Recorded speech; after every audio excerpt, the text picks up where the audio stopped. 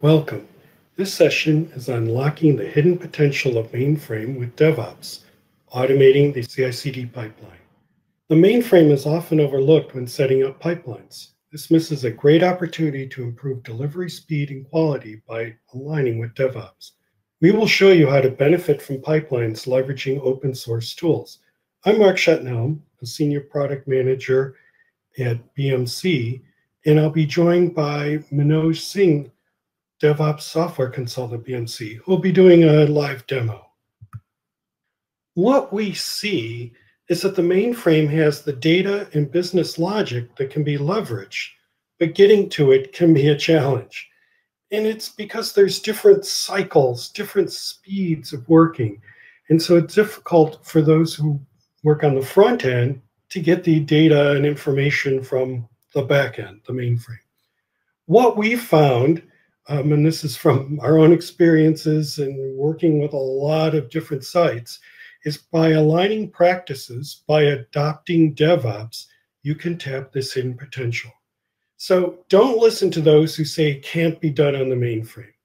You'll hear that, but it can be.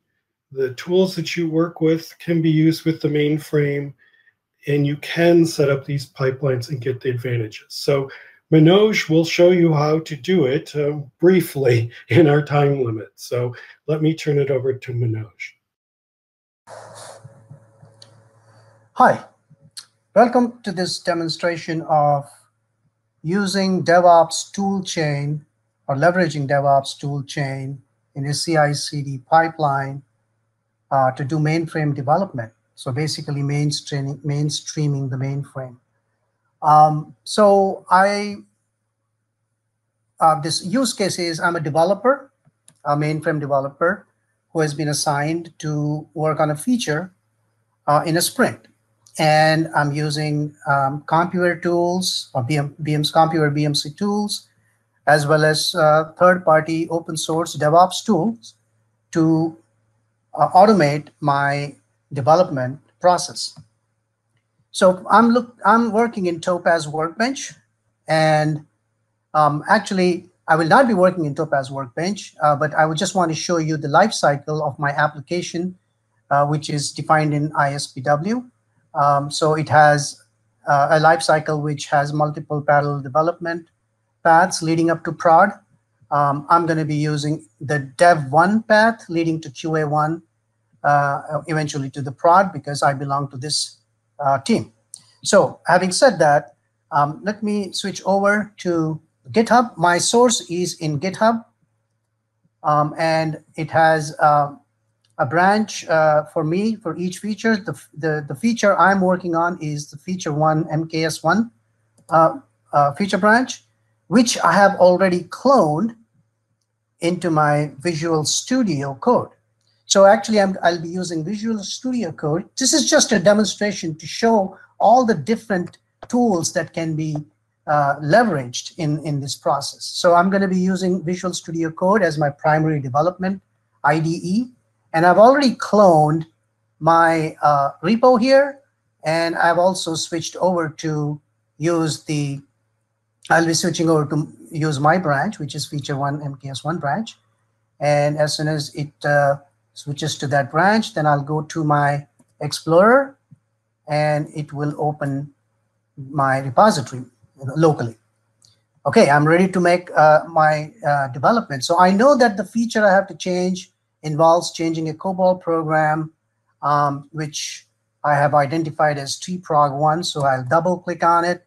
And in Visual Studio, it automatically highlights that this is a COBOL program and gives me syntax help for COBOL, but the color coding and highlighting like that.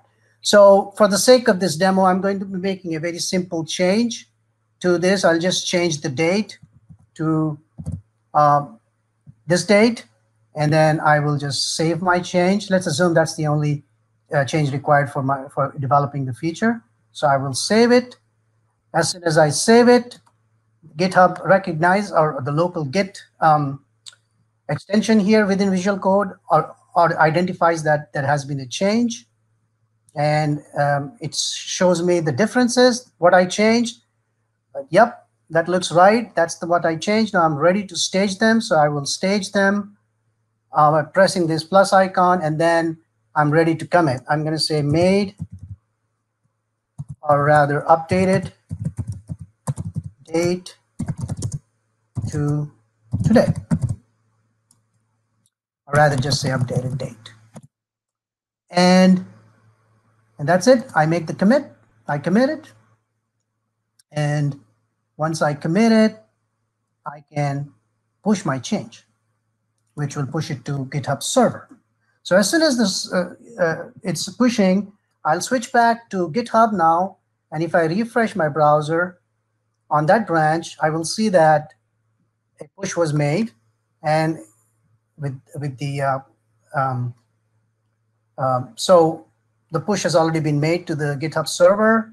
And if I go here, it says updated date, and the program I changed was tprog1, and there it is. If I open this, it should have the date May 28th. So the push has been made. But what has also happened is that, there you go, I have a Jenkins job created, a multi-branch pipeline job, which is already looking for changes to my repository, and it automatically detected that I made a change. And it recognized the change, and it kicked off a Jenkins pipeline, a CI/CD pipeline, which I pre-created, which will check out the code from GitHub to Jenkins. Then it uses the Git to ISPW synchronization to actually synchronize the code between Git and ISPW, and task load it into a level defined for my next level of after development, hold level. Then it also is going to build it at that level just to make sure that everything, all my binaries are built properly. Then it's going to deploy it to testing using ISPW deploy REST APIs. It can run the Topaz for total tests defined for that program or programs. It's going to retrieve the code coverage from running the tests using expedited code coverage, Jenkins plugins. And also it can use, it feeds all that information to SonarQube for analysis of the quality analysis. And I have if I have established a quality gate in there, it's going to check against the gate. If it passes, it does the next thing. I can add more stages to this pipeline. As you can imagine, I can add more stages so that it can be again deployed on using some other third-party tool like Digital AI, Release, etc. So just goes to show everything you can do in distributed development can be leveraged for mainframe development. I'm just going to change the view to Blue Ocean because some people are more familiar with that. So the same thing, as you can see, it ran all the stages. And let's focus on the Git to ISPW synchronization step for a second. What it did is, it actually after downloading that change I made, that one COBOL program, it automatically synchronized my program with ISPW by automatically creating an assignment container. And because I told it to load it at QA1 level of my lifecycle in ISPW, it did that automatically. And then as a next step was to build it. So just to make sure it's successfully built, which means it makes sure that the changes I applied, I made in Visual Studio Code, when they got loaded into the next higher level, everything was hunky-dory, everything worked fine. So let's go back, the final step, to Topaz Workbench. And remember, when I started, there was no assignment container. So if I refresh now, there should be an assignment container created automatically by the Jenkins pipeline. And it should have already the task sitting in there, the one I changed, already loaded in a level, QA1, because I told it to load it to that level, and also generated successfully. So this demonstrates how powerful it is.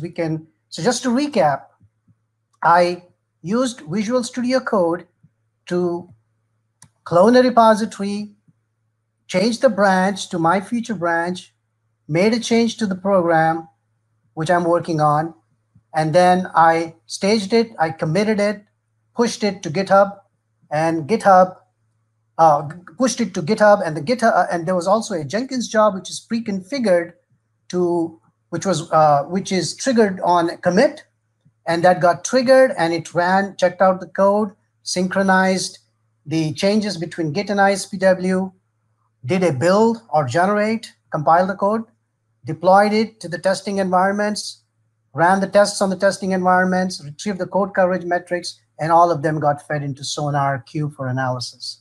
So that's pretty powerful. That concludes our demo.